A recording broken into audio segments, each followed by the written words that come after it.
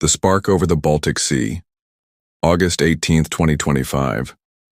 The morning sky above the Baltic Sea, a tense yet usually quiet corridor of patrol flights, erupted into chaos. What Russian radar operators mistook for a Ukrainian jet was, in fact, an American F-35A Lightning II, silently gliding at 32,000 feet on a routine reconnaissance mission. Its stealth profile was supposed to render it invisible, but that morning invisibility wasn't enough. 70 miles northwest of Kaliningrad, a Russian exclave packed with missile batteries, the silence cracked. Inside fortified bunkers, the S-400 Triumph radar system lit up, locking onto a single target. Officers whispered, convinced they had caught a hostile intruder. The order was swift. Fire. A 48 N6DM surface-to-air missile, 22 feet long and weighing nearly 4,000 pounds, blasted from its launcher at over Mach 14, 10,000 miles per hour. Inside the F-35, the 34-year-old pilot yanked hard on the stick, deploying decoys and diving in violent evasive maneuvers. For 27 terrifying seconds, death chased him through the thin Baltic air. The missile never scored a direct hit. Instead, it self-destructed just 600 yards off his wingtip. The shockwave ripped through the sky like a thunderclap, shredding the jet's right wing and crippling its controls. Warning lights flared red across his console. Breathing hard, sweat stinging his eyes, the pilot steadied his voice over secure comms. Mayday, Mayday. Falcon 1 hit over Baltic waters. Aircraft damaged. Attempting controlled ditch. At 9:47 a.m., the stealth jet nosed down toward the Gray Sea. In that moment, Moscow thought it had fired a warning shot, but Washington read it as something far more serious. The encrypted transmission hit Pentagon screens. Aircraft hit. Pilot ejecting. Immediate recovery needed. In minutes, America's top leaders gathered in the White House Situation Room. The facts were clear. A $98 million fighter jet had been attacked by a missile launched from Russian soil. The odds of an accident were slim. The implications were staggering. At 4:27 a.m. Washington time, the president gave a single order: prepare the fleet. Across the Atlantic, the USS Gerald R. Ford carrier strike group came alive. 1 carrier, 2 missile cruisers, 3 destroyers, and over 75 aircraft. The mission was brutal in its clarity: punch straight through Kaliningrad's air defenses. America would answer, not with words, but with fire. The first wave of fire. By mid-afternoon Baltic time, the gray skies trembled as retaliation began.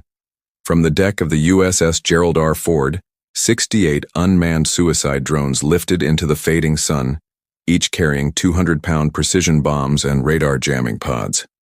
Behind them came 25 fighters, 15 F-22 Raptors and 10 F-15EX Eagles, loaded to the teeth with smart munitions. Inside Kaliningrad's bunkers, alarms screamed.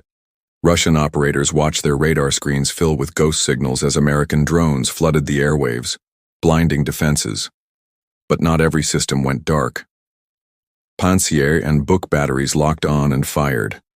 18 surface-to-air missiles spiraled upward. Within 90 seconds, 12 drones were blown apart. One veered dangerously toward its own escorts before being vaporized by a quick burst from an Eagle S cannon. For a heartbeat, chaos threatened to break formation, but the swarm pressed forward. At 3:43 p.m., the first impacts hit. A drone slammed into an S-400 battery, detonating in a fireball. Fuel trucks and ammo caches erupted. Seizing the opening, F-22s dropped from the clouds in pairs, unleashing 2,000-pound JDAMs. A $300 million radar dome vanished in seconds. A concrete-reinforced bunker cracked open like an eggshell.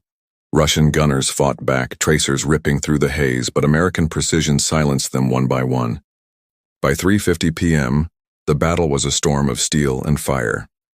17 U.S. drones were lost, but 7 major air defense sites lay in ruins. Holes punched through what Moscow once boasted was an impenetrable shield. Raptors and Eagles regrouped, calm voices on clipped radios ready for Phase 2. The world watched in shock. Kaliningrad, the fortress Russia called untouchable, was bleeding. At 3:53 p.m., Russia struck back hard. 22 missiles launched in rapid succession, white contrails clawing the sky. An F-15EX took a direct hit, disintegrating midair. Both pilots perished before their parachutes could open. Another missile shredded the engine of an F-22, forcing it to limp back toward international waters trailing smoke. For a moment, American commanders faced their worst nightmare, overwhelming firepower threatening to turn victory into disaster. But at 3:58 p.m., the USS Thomas Hudner destroyer fired 20 Tomahawk cruise missiles at Kaliningrad's command hubs. Flying low and fast at 550 mph, they tore into bunkers and radar sites. By 4:07 p.m., Kaliningrad's command network was collapsing. Senior officers dead, radars silenced, communications in chaos. Yet, victory came at a price. 2 U.S. fighters and 2 brave pilots lost. The second phase was over. The final blow was next. The fortress falls at 4:30 p.m. The firestorm reached its climax. Satellite images showed towering plumes of smoke over Kaliningrad. In just 47 minutes, over 72% of Russia's Baltic air defenses were obliterated.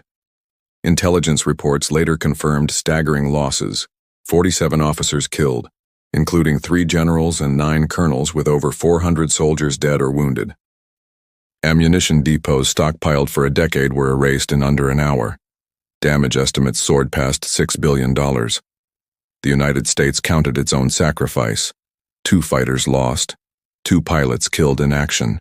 A painful cost, yet the trade was decisive. Of 12 radar sites, only 1 remained operational, running on emergency power and incapable of tracking stealth aircraft. Russian radio traffic told the rest of the story: troops abandoning positions, convoys fleeing inland, families evacuating coastal towns. The fortress, once branded untouchable, was silent. On the deck of the USS Gerald R. Ford, sailors watched the eastern horizon where black smoke curled into the evening sky. Their fallen comrades' absence burned deeper than any triumph could mask, but their sacrifice carried weight. America had not only avenged its downed pilot, it had erased an entire stronghold. The world was forced to confront a chilling truth.